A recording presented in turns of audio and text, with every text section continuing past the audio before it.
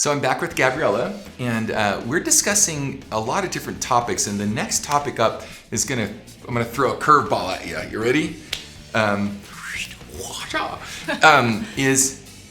Is it difficult to sing in different styles, and how do you do that?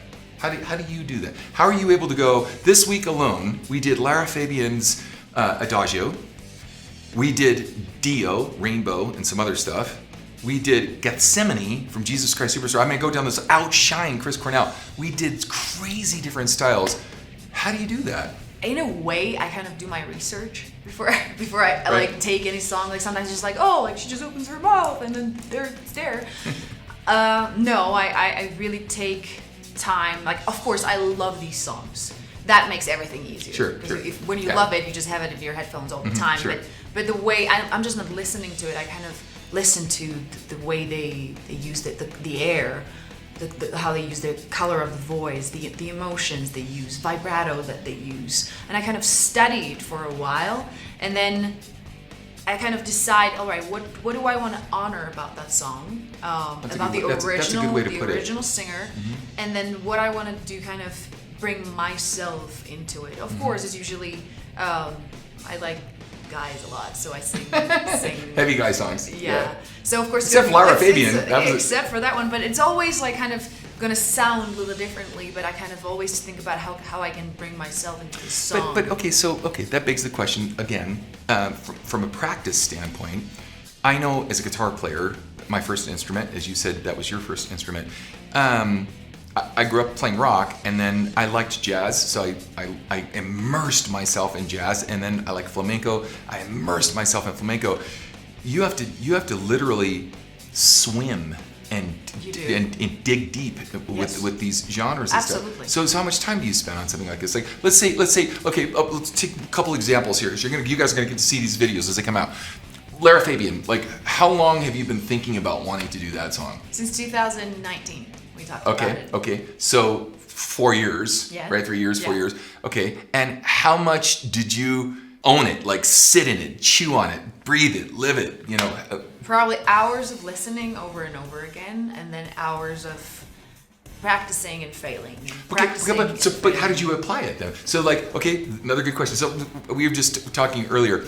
If you take any great singer or any singer, you know, Bono is gonna be Bono, you know, Mick Jagger is gonna be Mick Jagger, Aretha is gonna be Aretha, like, and they have their own interpretations of stuff, and they may even be able to cover another song, but you're able to take these songs to a whole other level, and then still, like you say, find yourself in the song. I love that one time, a long time ago. Yeah. But I bring it up is because the biggest artists in the world, they can't do that. Tom Jones is Tom Jones or whomever, right?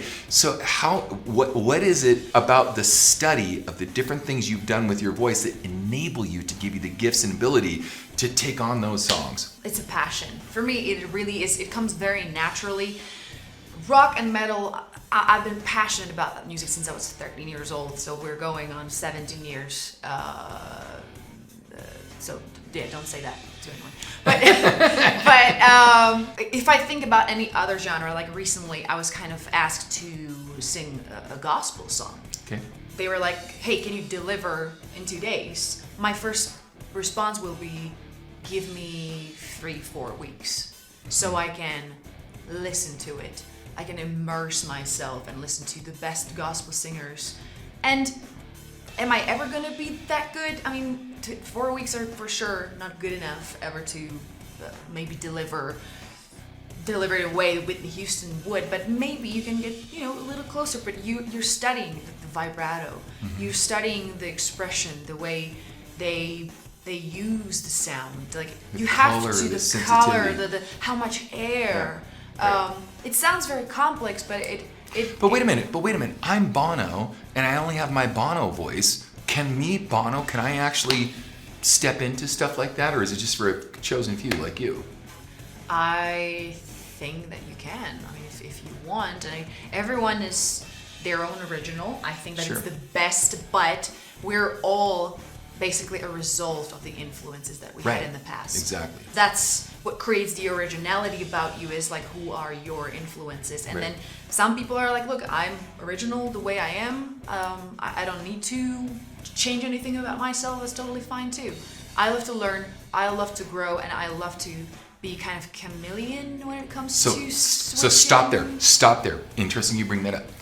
So I'm going to say this, guys. So when I work with a singer, and I work with a very malleable, pliable singer like Gabriela, we will talk about how certain vowels are closed, or how to distort a sound, or how much air to add in a sound. Most people think they're resign themselves to saying, this is all I am as a singer, I can never do more than this, and they end it there. Instead, Gabriela is willing to, as a musician, a true musician, as an instrumentalist, is willing to take the time to dissect, okay, what's it gonna take? Can I really do it? What's it really gonna take to get me to point A, point B, point C, as you said, like a gospel tune, because we're discussing that, we're gonna work on some stuff here for that.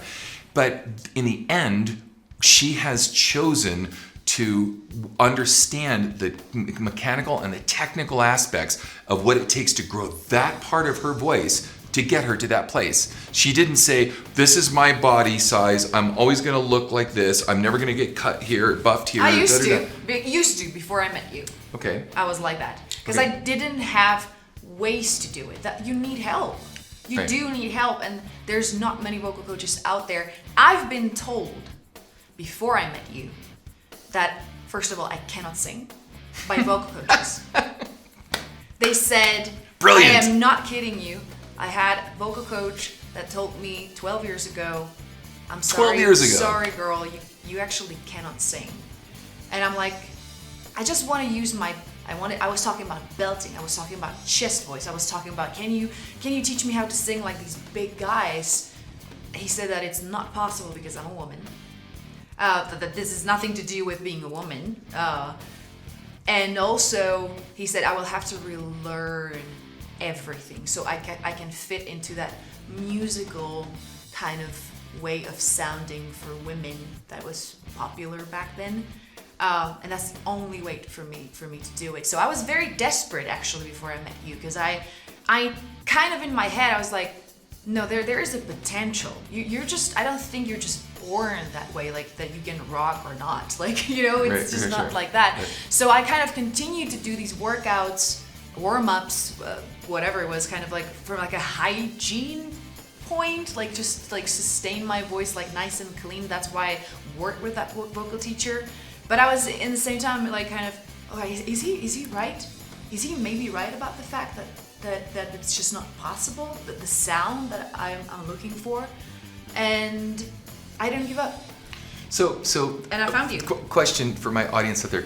Don't you guys think it's outrageous? I forgot about that part of your story. It's outrageous that a vocal coach could have told her that she can't sing, and if she were ever to sing, she'd have to fit herself in this little pigeonhole of this one thing. But she instinctively, intuitively knew better. And whether it was me or I don't have other vocal coaches, one of my coaches, Ron Anderson, who's passed away here recently from COVID, I think, or whatever, but gave me the vision and the tools to understand that no, the voice can be morphed into a lot of ways and a lot of different things. And so she just applied herself. I would say that would be the big word. She applied herself. Yes, we got to meet. And yes, I got to teach her a lot of very difficult, hard to come by information. But she applied herself to get to where she is. I remember that the way I found you was I found your Run to the Hills version for Iron Maiden on YouTube, and my first thought was like, that's the guy. That's the guy.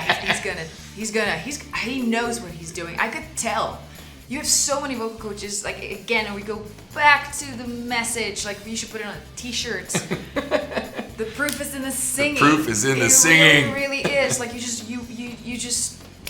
you really, there's so many vocal coaches out there that talk. They talk, and you think like oh my gosh, because they talk and they know so much theory, like they will help me or they will teach me how to sing. No, can the vocal coach themselves, can they actually sing? That's where it always go back to. Amen, sister. Amen. Yeah. Sorry, did that hurt? No. So, all right, we're gonna move on. Thank you, Gabby. All right, next question is coming up. Here we go.